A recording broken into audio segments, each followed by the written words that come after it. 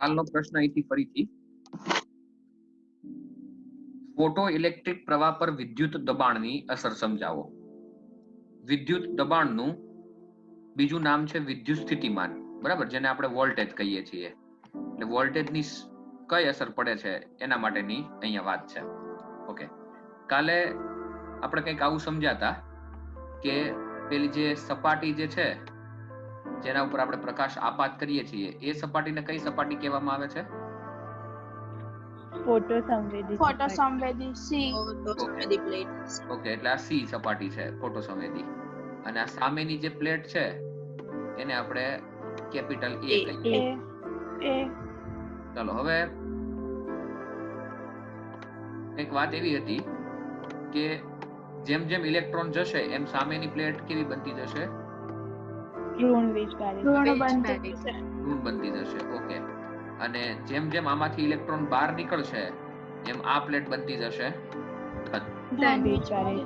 Okay, હવે કોઈ electron, છેલ્લો ઇલેક્ટ્રોન અહીંથી બહાર નીકળી અને અહીંયા સુધી પહોંચે, બરાબર, તો એની પાસે વધારે ઉર્જા હશે તો જ ત્યાંથી ત્યાં ગતિ કરીને પહોંચ્યો હોય. અને પછી હવે ઇલેક્ટ્રોન અહીંથી અહીંયા ના જઈ શકે કારણ કે ઇલેક્ટ્રોનને પેલા ઋણ વિદ્યુતભારનું અપાકર્ષણ લાગે છે. એની વચ્ચે એક વોલ્ટેજ રચાય છે, એ પ્લેટની વચ્ચે વિદ્યુત સ્થિતિમાનનો તફાવત રચાય છે, જેને આપણે નામ આપ્યું છે stopping potential. Okay, stopping potential V0 નામ આપેલું છે. ઓકે, હવે આપણી પાસે બે સૂત્ર છે. અહીંયા ઇલેક્ટ્રોનની ગતિ ઉર્જાનું સૂત્ર શું હતું? 1/2 mv². Okay, 1/2 mv². 1/2 mv². અને એક બીજું મેં તમને સૂત્ર કીધું હતું V બરાબર W/Q. તો W બરાબર V into Q, બરાબર. તો આપણે બંનેને સરખાવીએ. હા, EV0 થશે. ઓકે, એટલે ધ્યાન આપજો. હવે અહીંયા આપણે આ જે સૂત્ર લાવ્યા છીએ, બરાબર, આ સૂત્ર જે છે K maximum બરાબર 1/2 mv² બરાબર EV0, બરાબર. આ સૂત્રને લેનાર્ડનું સમીકરણ કહેવામાં આવે છે, બરાબર. ઇલેક્ટ્રોનની મહત્તમ ગતિ ઉર્જા 1/2 mv² બરાબર થશે EV0, બરાબર. ઓકે, હવે થોડું સવાલ ઉપર ધ્યાન આપીએ. સવાલનો પહેલો મુદ્દો,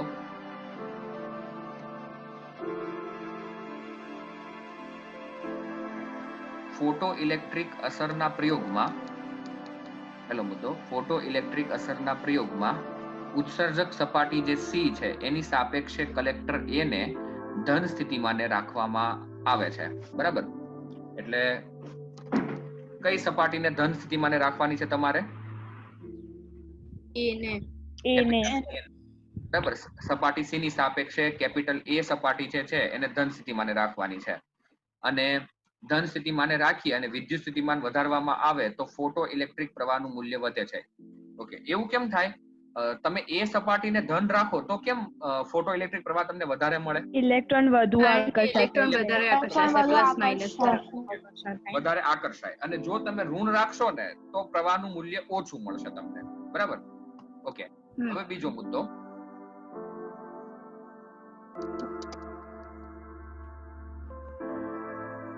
પ્લેટ કેપિટલ એ પરના ચોક્કસ ધન વિદ્યુત સ્થિતિમાન માટે ઉત્સર્જાયેલા બધા જ ઇલેક્ટ્રોન પ્લેટ એ પર પહોંચી જાય ત્યારે ફોટો ઇલેક્ટ્રિક પ્રવાહ મહત્તમ બને છે, બરાબર. માની લો કે આપણે આકૃતિમાં જઈએ, પેલી, હા, આ આકૃતિ. માની લો કે અહીંયા ઉત્સર્જાયેલા બધા જ ઇલેક્ટ્રોન, બરાબર, સંવેદી સપાટી સી પરથી ઉત્સર્જાયેલા બધા જ ઇલેક્ટ્રોન બધા શાંતિથી સામે પહોંચી જતા હોય, બરાબર. તો અહીંયા તમને જે પ્રવાહ મળે ને એ મહત્તમ મળે, બરાબર. એ મહત્તમ પ્રવાહને સંતૃપ્ત પ્રવાહ કહે. એનો મતલબ કે અહીંયા કાચની નળીમાં કોઈ ઇલેક્ટ્રોન રહેતા નથી, બધા ઇલેક્ટ્રોન સામે પહોંચી જાય છે, બરાબર. આ પ્રવાહને સંતૃપ્ત પ્રવાહ કહેવામાં આવે છે. એટલે બીજા મુદ્દામાં સંતૃપ્ત પ્રવાહની વ્યાખ્યા લખી છે કે સંતૃપ્ત પ્રવાહ તમે કોને કહી શકો? તો સંતૃપ્ત પ્રવાહ એને કહેવાય કે જેના માટે બધા ઇલેક્ટ્રોન સામેની પ્લેટ પર પહોંચી જતા હોય, બરાબર. ફરીથી એ મુદ્દો, પ્લેટ એ પરના ચોક્કસ ધન વિદ્યુત સ્થિતિમાન માટે પ્લેટ એ પર ઓછામાં ઓછો ધન વિદ્યુત સ્થિતિમાન, બરાબર, કારણ કે ધન હશે ને તો જ ઇલેક્ટ્રોન આકર્ષાશે. પણ પ્લેટ એ પરના ચોક્કસ ધન વિદ્યુત સ્થિતિમાન માટે ઉત્સર્જાયેલા બધા જ ઇલેક્ટ્રોન પ્લેટ એ પર પહોંચી જતા હોય ત્યારે ફોટો ઇલેક્ટ્રિક પ્રવાહ મહત્તમ બને છે અને આ મહત્તમ ફોટો ઇલેક્ટ્રિક પ્રવાહને સંતૃપ્ત પ્રવાહ કહેવામાં આવે છે.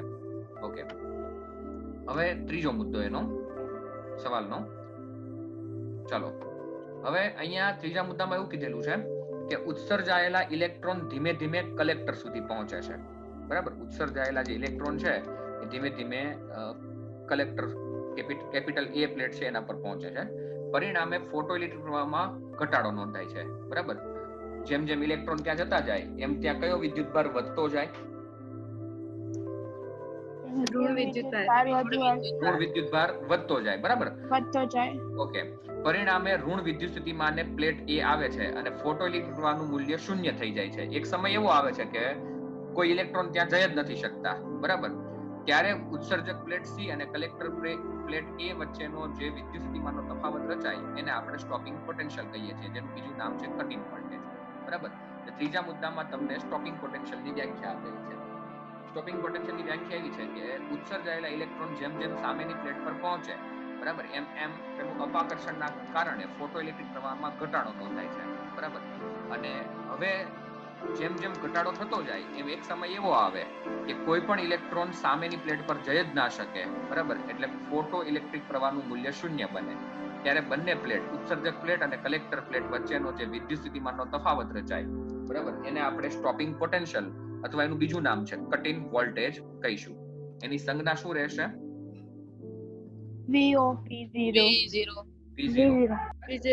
V0. ઓકે, ગમે તે કહી શકો, V0.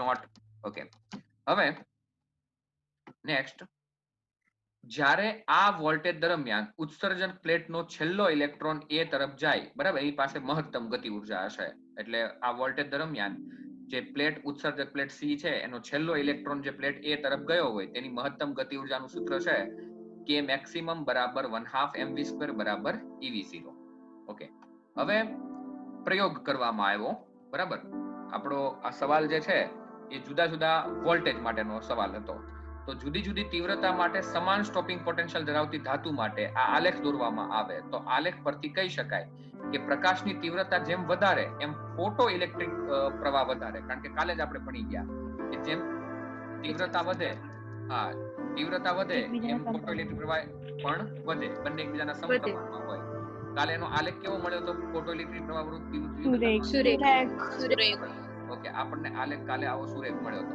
એટલે જેમ પ્રવાહ વધે, બરાબર, તીવ્રતા વધે એમ ફોટો ઇલેક્ટ્રિક પ્રવાહ વધે છે. એટલે એમાં ચેન્જીસ થાય છે, પરંતુ સ્ટોપિંગ પોટેન્શિયલના મૂલ્યમાં કોઈ ફેરફાર ના થાય. બરાબર, એવું આ સવાલ સમજાવે છે. એને એ બાબત સાથે કોઈ મતલબ નથી. એટલે એનો આલેખ દોરીએ ને તો જો તમને આલેખ આવો મળશે. જો આ તમને 3 તીવ્રતા આપેલી છે, I1, I2 અને I3. ઓકે, આમાં સૌથી મોટી તીવ્રતા કઈ કહેવાય? I3. તો અહીંયા તમારું I3 નું મૂલ્ય વધારે છે. બરાબર, આ I3 નું મૂલ્ય વધારે છે. તો આ જે y અક્ષ છે ને એના ઉપર ફોટો ઇલેક્ટ્રિક પ્રવાહ જ છે. જોઈ શકો છો તમે ફોટો ઇલેક્ટ્રિક પ્રવાહ. બરાબર, એટલે ફોટો ઇલેક્ટ્રિક પ્રવાહ I3 વધારે તીવ્રતા એટલે એના માટે પ્રવાહ પણ વધારે. પછી I2 એના કરતા ઓછું તો પ્રવાહ ઓછો. I1 સૌથી ઓછું તો એના કરતા પ્રવાહ ઓછો. પણ સ્ટોપિંગ પોટેન્શિયલ નું મૂલ્ય 3 તીવ્રતા માટે અચળ જ છે. બરાબર, એટલે સ્ટોપિંગ પોટેન્શિયલ નું મૂલ્ય હંમેશા એ તીવ્રતા ઉપર આધાર રાખતું નથી. બરાબર, તો આનો આલેખ તમને આવો મળે છે. ઓકે, હવે એક પ્રશ્ન અહીંયા કે સ્ટોપિંગ પોટેન્શિયલ જે છે એ આ વોલ્ટેજની લાઈન ઉપર ઋણ કેમ આવે છે?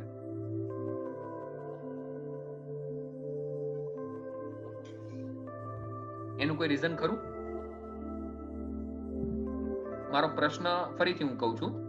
આ જે લાઈન છે એ પર ઓછામાં ઓછો થશે એટલે ઋણ વીજભાર. હા, એ જે પેલો વિદ્યુત સ્થિતિમાન છે ને એ ઇલેક્ટ્રોનની ગતિનો વિરોધ કરે છે. બરાબર, એટલે એને અહીંયા જો લખેલું છે શબ્દ પ્રતિપ્રવેગિક સ્થિતિમાન. બરાબર, પ્રતિપ્રવેગિક એટલે કે પ્રવેગનો શું કરે છે? એ ઘટાડો કરે છે. ઘટાડો થાય છે. બરાબર, ઘટાડો. એટલા માટે અહીંયા જે આ સ્ટોપિંગ પોટેન્શિયલ છે એને અક્ષ પર ઋણ લીધેલું છે. બરાબર, એનું કારણ સમજવું જરૂરી છે. અને આ જે સ્થિતિમાન છે એનું બીજું નામ છે પ્રતિપ્રવેગિક સ્થિતિમાન. એટલે એના 3 નામ થયા. અત્યાર સુધીમાં આપણે 3 નામ ભણ્યા: સ્ટોપિંગ પોટેન્શિયલ, કટ-ઇન વોલ્ટેજ અને પ્રતિપ્રવેગિક સ્થિતિમાન. બરાબર, આ 3 નામ એના છે, યાદ રાખજો. આલેખ માટેનું નામ છે પ્રતિપ્રવેગિક સ્થિતિમાન. ઓકે, હવે મેઇન વસ્તુ ભણવાની છે આઈન્સ્ટાઈનનું સમીકરણ, બરાબર. ફોટો ઇલેક્ટ્રિક અસરને આઈન્સ્ટાઈને કઈ રીતે સમજાવી એની વાત કરવાની છે, બરાબર. આઈન્સ્ટાઈનની જે થિયરી છે એ ફોટો ઇલેક્ટ્રિક અસરના સંદર્ભમાં જેટલી પણ થિયરીઓ છે, બરાબર, એમાં બધામાં એડવાન્સ થિયરી છે, પણ એની જે વાત છે, બરાબર, એકદમ સરળ અને સિમ્પલ છે. પહેલા તો હું તમને એક એક્ઝામ્પલ આપું, બરાબર, એના ઉપરથી તમને આખી થિયરી સમજાઈ જશે. ઓકે, ચાલો હું તમને અહીંયા એક ઉદાહરણ આપું છું. માની લો કે અહીંયા તમારી પાસે એક ધાતુ છે, બરાબર. સમજૂતી માટે હું ખાલી અમુક મૂલ્યો ધારું છું. આ ધાતુમાંથી કોઈ ઇલેક્ટ્રોનને બહાર કાઢવા માટે 2 જૂલ ઉર્જા આપવી પડે છે. તો 2 જૂલ એનું શું કહેવાય? થ્રેશોલ્ડ આવૃત્તિ. આવૃત્તિ દ્વારા જે ઉર્જા પેદા. ઓકે, એને કહેવાય એનું વર્ક ફંક્શન. 2 જૂલ છે ને એને વર્ક ફંક્શન કહેવાય કે તમે આના ઉપર આમાં રહેલા ઇલેક્ટ્રોનને જો તમારે બહાર કાઢવો છે તો ઓછામાં ઓછી કેટલી ઉર્જા આપવી પડશે? 2 જૂલ. Okay, 2 joule. ચાલો 5 જૂલ ઉર્જા આપશો તો ઇલેક્ટ્રોન બહાર નીકળશે? હા, નીકળશે. અને 1.99 જૂલ ઉર્જા આપશો ને તો પણ ઇલેક્ટ્રોન નહીં બહાર નીકળે. ચાલો હવે માની લો કે તમે આના ઉપર 10 જૂલ ઉર્જા વાળું એક ફોટોન આપાત કરો છો કે જેની ઉર્જા 10 જૂલ હોય. ઓકે, તો એ 10 જૂલ ઉર્જામાંથી 2 જૂલ ઉર્જા શેમાં ખર્ચાઈ જશે? બહાર કાઢવામાં. બહાર કાઢવામાં 2 જૂલ ઉર્જા ખર્ચાઈ ગઈ. ઓકે, સરસ. હવે 2 જૂલ ઉર્જા ઇલેક્ટ્રોનને બહાર કાઢવામાં ખર્ચાઈ ગઈ, તો હવે પ્રશ્ન એ છે કે અહીંયા જે ઇલેક્ટ્રોન બહાર નીકળ્યો, હવે એની પાસે ઉર્જા બચી કેટલી? 8 જૂલ વધી. બરાબર, વાત એકદમ સિમ્પલ છે, બરાબર. એકદમ સિમ્પલ અને સરળ વાત છે, બરાબર, કે તમે 10 જૂલ ઉર્જા વાળું વિકિરણ આપાત કરો છો સપાટી ઉપર અને ધાતુનું વર્ક ફંક્શન છે 2 જૂલ, બરાબર. તો 2 જૂલ વર્ક ફંક્શન ઇલેક્ટ્રોનની ઉર્જા બહાર કાઢવામાં વપરાશે, બરાબર. તો અહીંયા જે ઇલેક્ટ્રોન બહાર નીકળે એની પાસે ઉર્જા કેટલી હવે વધી? 8 જૂલ. બસ આઈન્સ્ટાઈને અહીંયા એક પ્રશ્ન ચિહ્ન મૂક્યું કે આ ઉર્જા કયા સ્વરૂપમાં હશે? પેલી જે 8 જૂલ ઉર્જા બહાર નીકળી એ કયા સ્વરૂપમાં હશે? તો એમણે ગતિ ઉર્જા સ્વરૂપમાં. ઓકે, એમણે પ્રયોગો પરથી જોયું કે એ ઇલેક્ટ્રોન જેટલી ઉર્જા બચી હોય, બરાબર, એટલી ઉર્જા સાથે ગતિ કરીને આગળ વધે છે, બરાબર. તો એ પ્રયોગો પરથી સાબિત થયેલું વાક્ય છે, બરાબર. પહેલા આપણે મુદ્દાઓ જોઈએ. અહીં પહેલો મુદ્દો, પહેલા તો પ્રશ્ન, ફોટો ઇલેક્ટ્રિક અસરની આઈન્સ્ટાઈને આપેલી સમજૂતી આપી અને તમારે આઈન્સ્ટાઈનનું સમીકરણ તારવવાનું છે. ઓકે, આઈન્સ્ટાઈને ફોટો ઇલેક્ટ્રિક અસરનો અભ્યાસ કરી પ્રાયોગિક રીતે દર્શાવ્યું કે જો કોઈ ધાતુની સંવેદી સપાટી પર યુવી એટલે કે અલ્ટ્રાવાયોલેટ વિકિરણ આપાત કરવામાં આવે તો એમાંથી ફોટો ઇલેક્ટ્રોનનું ઉત્સર્જન થાય છે, બરાબર. આ તો જૂની વાત હતી, પણ એમને ખાલી વાત કરી કે આઈન્સ્ટાઈને ફોટો ઇલેક્ટ્રિક અસરના અભ્યાસ પરથી પ્રાયોગિક રીતે એવું દર્શાવ્યું કે કોઈ ધાતુ ઉપર તમે જો યુવી એટલે કે અલ્ટ્રાવાયોલેટ પ્રકાશ આપાત કરો તો તેમાંથી ફોટો ઇલેક્ટ્રોનનું ઉત્સર્જન થાય છે. નેક્સ્ટ, કે જો આપાત પ્રકાશની આવૃત્તિ f હોય, બરાબર, અને એના ઉપર જો આપાત પ્રકાશની આવૃત્તિ f હોય તો એ પ્રકાશની આવૃત્તિ માટે f હોય તો એક ફોટોનની ઉર્જા કેટલી થશે? hf. આવૃત્તિ h હોય તો ઉર્જા hf થશે. અને જો એ ધાતુનું વર્ક ફંક્શન phi0 હોય તો જે ઇલેક્ટ્રોન બહાર નીકળે છે, એટલે જો આ પરમાણુ છે, બરાબર, આ પરમાણુની અંદર રહેલો ઇલેક્ટ્રોન તમે આપાત કરી એ ઉર્જા કેટલી છે? hf, બરાબર. અને ઇલેક્ટ્રોનને બહાર કાઢવા માટે ખર્ચાણી એ ઉર્જાને આપણે phi0 કહીએ છીએ, વર્ક ફંક્શન. તો અહીંયા ઇલેક્ટ્રોન જે બહાર નીકળે છે, બરાબર, એની પાસે ગતિ ઉર્જા હોવી જોઈએ, બરાબર. અને એ ગતિ ઉર્જાનું સૂત્ર છે 1/2 mv². ઓકે, ચાલો હવે હું તમને 3 વસ્તુ કહું છું, બરાબર, પછી હું તમને નીચેનું પદ બતાવું. તમારી પાસે 3 ઉર્જા છે, E, પછી વર્ક ફંક્શન પણ એક પ્રકારની ઉર્જા જ કહેવાય એટલે કે phi0 અને ગતિ ઉર્જા. ઓકે, ગતિ ઉર્જા k અથવા 1/2 mv², બરાબર. હું k કહું છું અહીંયા. તો કઈ બે ઉર્જાનો સરવાળો બરાબર એક ઉર્જા થાય? phi0 અને k એ બરાબર E થશે. Okay, phi0 plus k work function અને ગતિ ઉર્જા બરાબર E. તો હું k બરાબર E minus phi0 કહી શકું? હા, બરાબર. k બરાબર કહી શકાય આપણે E minus phi0. બરાબર. I0 તો હવે એનું સમીકરણ જોઈએ કે સમીકરણ કઈ રીતે મળેલું છે. તો અહીં ધ્યાન આપજો. અહીં તમને એવું કીધું કે 1/2 mv² એટલે કે ઇલેક્ટ્રોન પાસે એટલી ગતિ ઉર્જા વધશે કે જેટલી ફોટોન લઈને આવ્યું હતું એ અને એમાંથી જે વર્ક ફંક્શન બાદ કર્યું એ. બરાબર. આ મુદ્દો તમને ખાસ સમજાવવો જોઈએ. બરાબર. આઈન્સ્ટાઈનની થિયરીનું મહત્વનું વાક્ય આ છે. બરાબર. વાક્ય કહીએ તો પણ અને સૂત્ર કહીએ તો પણ. બરાબર. અને આ સૂત્ર પરથી જ હવે બધા આખા ચેપ્ટરના દાખલા ગણવાના છે. બરાબર. ઇલેક્ટ્રોન પાસે કેટલી ગતિ ઉર્જા વધી તો કે જેટલી ઉર્જા લઈને જે આવ્યું હતું ફોટોન, બરાબર, એમાંથી ઇલેક્ટ્રોનને બહાર કાઢવા માટે જેટલી ઉર્જા ખર્ચાઈ એટલે કે એનું વર્ક ફંક્શન જેટલું હતું, બરાબર, એટલું બાદ કરી દેવાનું. એટલી ગતિ ઉર્જા સાથે આગળ ગતિ કરશે. એટલે તમારું સૂત્ર બન્યું 1/2 mv² બરાબર hf - phi0. ઓકે. 1/2 mv² ની જગ્યાએ આપણે ev0 લખી શકીએ. બરાબર. હમણાં આગળની થિયરી લેનાર્ડનું સમીકરણ. લેનાર્ડનું સમીકરણ 1/2 બરાબર શું થશે? ev0. ઓકે. અહીંયા hf ને એમને એમ રહેવા દીધું, phi0 ની જગ્યાએ hf0 લખી દીધું. આવું કેમ લખ્યું? phi0 બરાબર hf0? કારણ કે h0 એ થ્રેશોલ્ડ આવૃત્તિ છે કે જેના કારણે ઉત્સર્જિત થશે. ઓકે. f0 એ થ્રેશોલ્ડ આવૃત્તિ બને છે. બરાબર. આ f ને આપાત થતી આવૃત્તિ કહેવાય અને f0 જે છે એ થ્રેશોલ્ડ આવૃત્તિ કહેવાય. ઓકે. થ્રેશોલ્ડ આવૃત્તિ. હવે આ બંનેમાંથી કોમન શું નીકળે? hf અને hf0 માંથી h નીકળ્યું. ઓકે.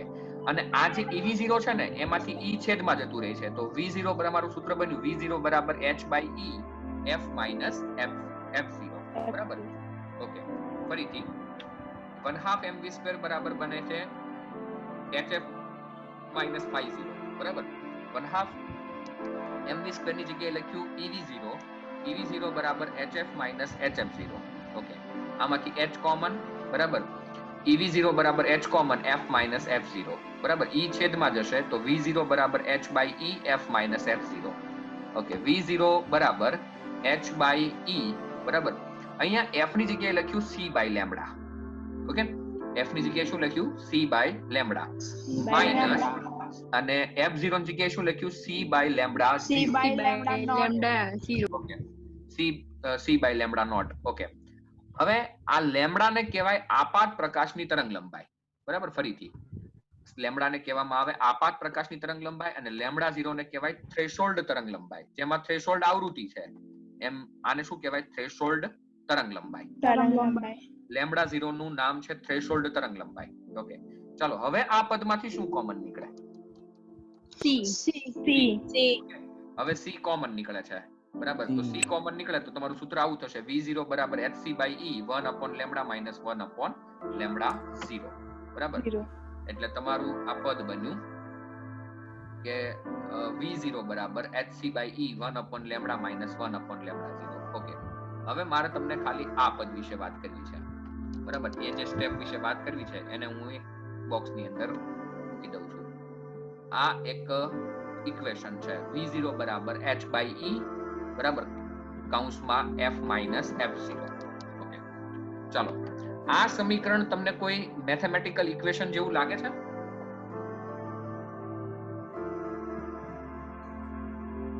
y બરાબર mx - હા, y બરાબર mx + c લાગે છે. બરાબર. આ સમીકરણ છે y બરાબર mx + c. ઓકે. તો તમારે જ મને કહેવાનું છે કે મારે આનો આલેખ દોરવો હોય તો x અક્ષ પર શું મૂકવું અને y અક્ષ પર શું મૂકવું? આલેખ દોરતા પહેલા આપણે x અક્ષ ઉપર f આવશે અને y ઉપર v0. ઓકે. વોલ્ટેજ આવશે y અક્ષ પર. બરાબર. અને આવૃત્તિ આવશે x અક્ષ પર. બરાબર. તો આપણો આલેખ જે થશે ને એ વોલ્ટેજ વિરુદ્ધ આવૃત્તિનો થશે. બરાબર. વોલ્ટેજ y અક્ષ પર આવશે અને આવૃત્તિ આવશે x અક્ષ પર. આવૃત્તિ x અક્ષ પર. અને એ જે આલેખ મળશે એનો ઢાળ શું મળશે તમને? h/e. આ તમારો ઢાળ છે. h/e જે છે ને એ તમારો ઢાળ છે. બરાબર. હવે આપણે આલેખ જોઈએ એટલે તમને ખબર પડશે. તો એના માટે ધ્યાન આપો. અહીંયા વિદ્યુત સ્થિતિમાન વિરુદ્ધ આવૃત્તિનો આલેખ દોરવામાં આવે છે. વિદ્યુત સ્થિતિમાન વિરુદ્ધ આવૃત્તિનો આલેખ દોરવામાં આવે તો આલેખ સુરેખ મળે છે. એનો મતલબ શું થાય કે આવૃત્તિ વધારતા જઈએ, બરાબર, તો તમારું વિદ્યુત સ્થિતિમાન જે છે એ વધતું જાય છે. ઓકે. આ પોઈન્ટ શું દર્શાવે છે કે અહીંયા f0 જે છે એ ઋણ છે. બરાબર. એટલે તમે આવૃત્તિ જ્યારે વધારો ને, આવૃત્તિ અહીંથી શરૂ થાય છે નીચેથી, બરાબર. અહીંયા સુધી તમે પહોંચો ત્યાં સુધી કોઈ ઇલેક્ટ્રોનનું ઉત્સર્જન થાય નહીં. કારણ કે F0 કરતા 0 થી તમે ચાલુ કરો એટલે F0 સુધી તમે લેતા જાઓ, બરાબર. તો F0 જ્યાં સુધી ના આવે ત્યાં સુધી ઉત્સર્જન ના થાય. અને જેવું તમે F0 કરતા વધારે મૂલ્યવાળી વિકિરણ આપાત કરશો એટલે હવે ઇલેક્ટ્રોનનું ઉત્સર્જન થશે, બરાબર. અને આ આલેખ તમને સુરેખ મળશે. ઓકે, એટલે અહીંયા તમને આ રીતે સુરેખ મળે છે અને એનો ઢાળ મળે છે h/e. હવે ઢાળ જે મળ્યો ને તમને h/e, એ બંને તમારા અચળાંકો છે, કારણ કે h ની કિંમત પણ આપણે જાણીએ છીએ અને e ની કિંમત પણ જાણીએ છીએ.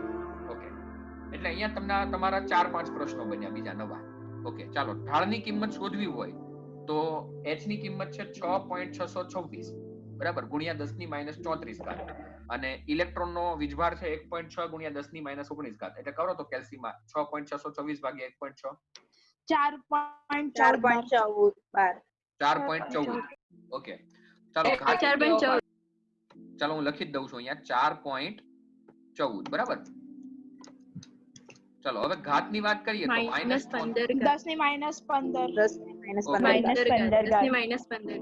ઓકે, 10⁻15, બરાબર, 10⁻15 ઘાત. ચાલો મારે એકમ બનાવવો છે.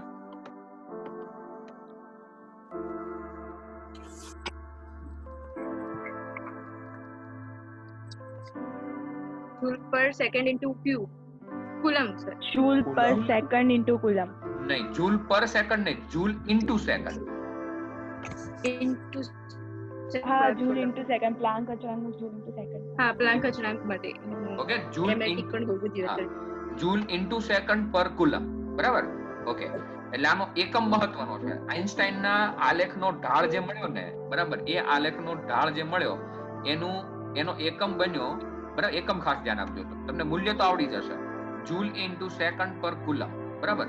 મૂલ્ય તો ઈઝી છે કારણ કે h ની કિંમત પણ તમને આવડે છે, e ની કિંમત પણ આવડે છે. 6.626 ગુણ્યા 10⁻34 ભાગ્યા 1.6 ગુણ્યા 10⁻19, બરાબર. એટલે તમારો ફાઇનલ આન્સર રહેશે 4.14 ગુણ્યા 10⁻15 ઘાત. એકમ બનશે જૂલ ઇન્ટુ સેકન્ડ પર કુલમ, બરાબર.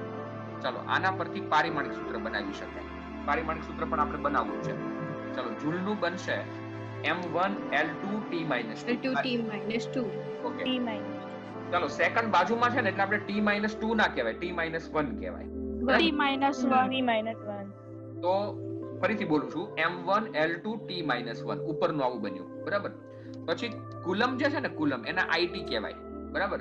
Q બરાબર A1T1. તો A1T1 છે ને એમાં T1 ઉપર જાય ને એટલે પાછું માઈનસ થાય, -2 અને A-1. ઓકે, ફાઇનલ જો આવું બનશે m1L2T-2 A-1, બરાબર. એટલે 12 - 1, બરાબર. પારિમાણિક સૂત્ર બનશે 12 - 1. ઓકે, એટલે પારિમાણિક સૂત્ર બનાવતા આવડવું જોઈએ આપણને. ચાલો ફરીથી આઇન્સ્ટાઈનની થિયરી ફરી એકવાર આગળ જોઈ લઈએ અને પછી આગળ વધીએ ફરીથી.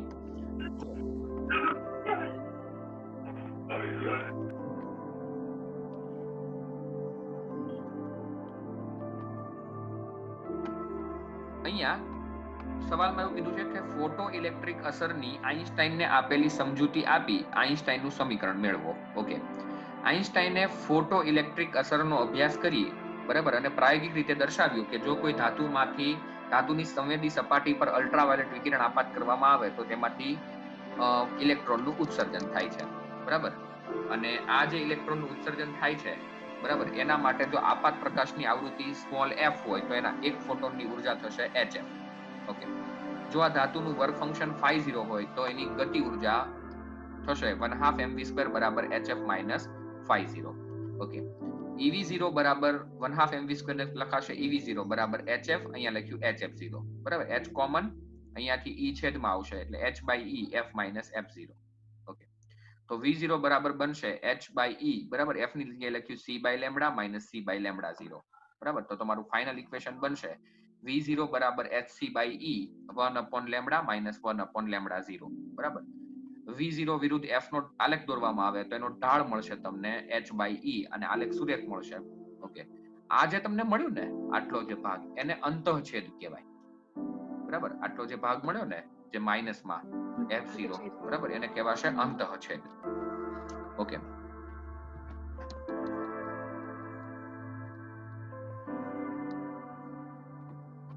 ચાલો હવે દાખલો જોઈએ છે. પહેલો દાખલો સ્વાધ્યાયનો બરાબર 11.1 દાખલો જુઓ. પહેલા રકમમાં ધ્યાન આપજો.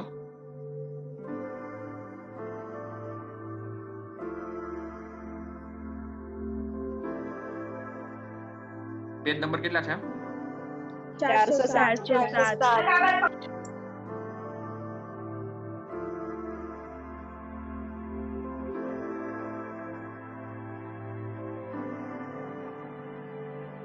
ઓકે, ચાલો રકમમાં ધ્યાન.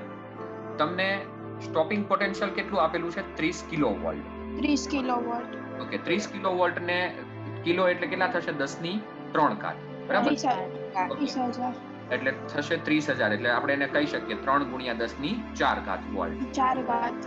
ઓકે, તમને બે પ્રશ્ન પૂછેલા છે ટોટલ સવાલમાં. મહત્તમ આવૃત્તિ શોધો બરાબર, ક્ષ કિરણો માટેની વાત છે. 30 કિલોવોલ્ટના ઇલેક્ટ્રોન દ્વારા ઉત્પન્ન થતા ક્ષ કિરણોની મહત્તમ આવૃત્તિ અને લઘુત્તમ તરંગ લંબાઈ શોધો. ઓકે, તો ગતિ ઉર્જાનું સૂત્ર છે eV0 બરાબર. આપણે હમણાં ભણી ગયા લેનાર્ડનું સમીકરણ 1/2 mv² બરાબર શું થાય? eV0. અને આપણી ઉર્જાનું સૂત્ર છે E બરાબર HF. એટલે બંને ઉર્જાના સૂત્રને સરખાઈ દીધા બરાબર. HF બરાબર eV0. ઓકે, તો F મેક્સિમમ બરાબર થશે eV0 બાય H. આ H જેટમાં જતું રહેશે. ઓકે, E ની કિંમત કેટલી છે આપણી પાસે? 1.6 ગુણ્યા 10 ની -19. V0 ની કિંમત છે 3 ગુણ્યા 10 ની 4 ઘાત બરાબર, ભાગ્યા 6.626 ગુણ્યા 10 ની -34 ઘાત. ચાલો પહેલા ઘાત ગણીએ. -19 પ્લસ 4 -15. -15 પ્લસ 34 19 ઘાત. પ્લસ 19 ઘાત. ચાલો આનું સાદુરૂપ આપો. 1.6 ગુણ્યા 3 ભાગ્યા 6.624.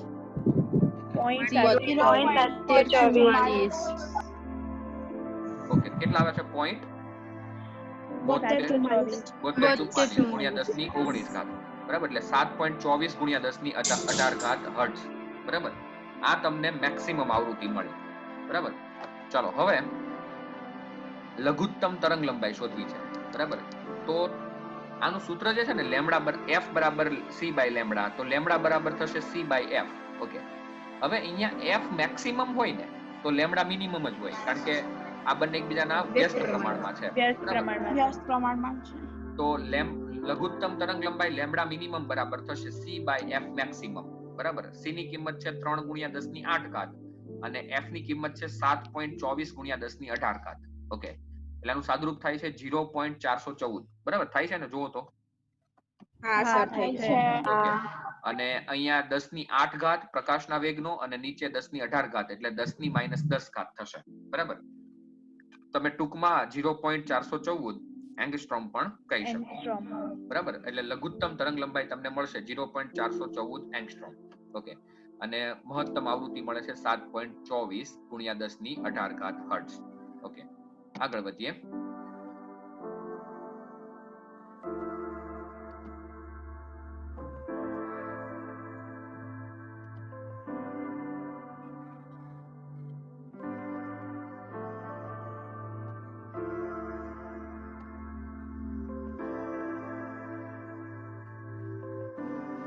ચાલો ઉદાહરણ નંબર 11.2 જુઓ બરાબર. આપણે એની થ્રેશોલ્ડ આવૃત્તિ પર ગણી છે પણ નીચેનું પદ બાકી છે ગણવાનું બરાબર. પેજ નંબર 396 પર. ચાલો પહેલો મુદ્દો, સિઝિયમનું વર્ક ફંક્શન કાર્ય વિધેય કેટલું આપેલું છે તમને? 2.14 ઇલેક્ટ્રોન ઇલેક્ટ્રોવોટ. ચાલો તમારે થ્રેશોલ્ડ આવૃત્તિ શોધવાની છે એટલે આપણે વર્ક ફંક્શન પરથી થ્રેશોલ્ડ આવૃત્તિ મળી જાય આપણને. એટલે φ0 બરાબર કીધું HF0, તો F0 બરાબર શું થશે? φ0 ના છેદમાં H. ઓકે, 2.14 ઇલેક્ટ્રોન વોલ્ટને જૂલમાં ફેરવવા માટે 1.6 ગુણ્યા 10 ની -19 ઘાત અને H ની કિંમત છે 6.626 ગુણ્યા 10 ની -34 ઘાત. ઓકે, આનું સાદુરૂપ આપો તો 2.14 ગુણ્યા 1.6 ભાગ્યા 6.626 0.567. ઓકે, અને ગુણ્યા 10 ની 15 ઘાત, બરાબર, એટલે 5.16 ગુણ્યા 10 ની 14 ઘાત હર્ટ્ઝ. આ તમને થ્રેશોલ્ડ આવૃત્તિ મળી.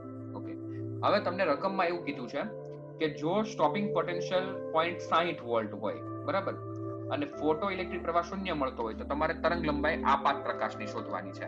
ઓકે, તો આપણે પહેલા આઈન્સ્ટાઈનનું સમીકરણ વાપરીશું. આઈન્સ્ટાઈનનું સમીકરણ આવું છે, 1/2 mv² બરાબર hf - phi0. બરાબર, હું સૂત્ર બોલું છું, એમાં ધ્યાન આપજો.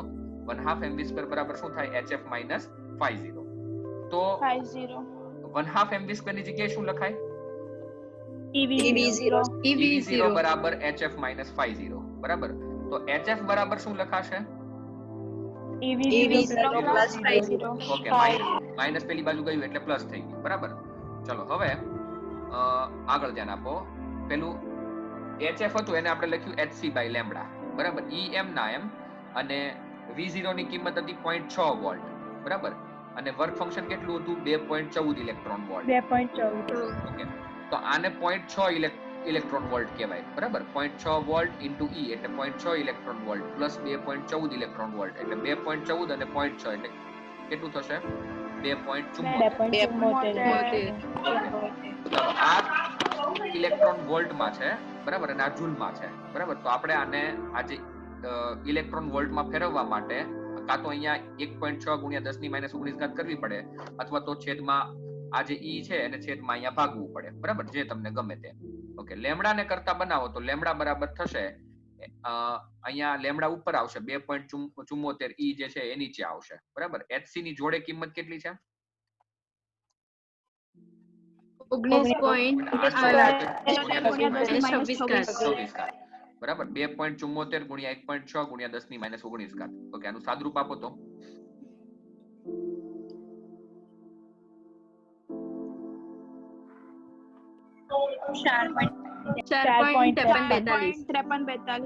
ઓકે, -26 પ્લસ 19 એટલે -7 થશે.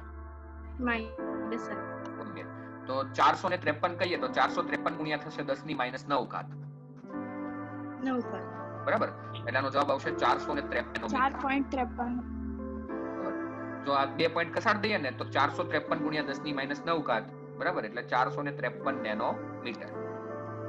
બરાબર, ફરીથી એકવાર અહીંથી સાદુરૂપ જોઈ લઈએ છીએ. આઈન્સ્ટાઈનનું જે સમીકરણ છે,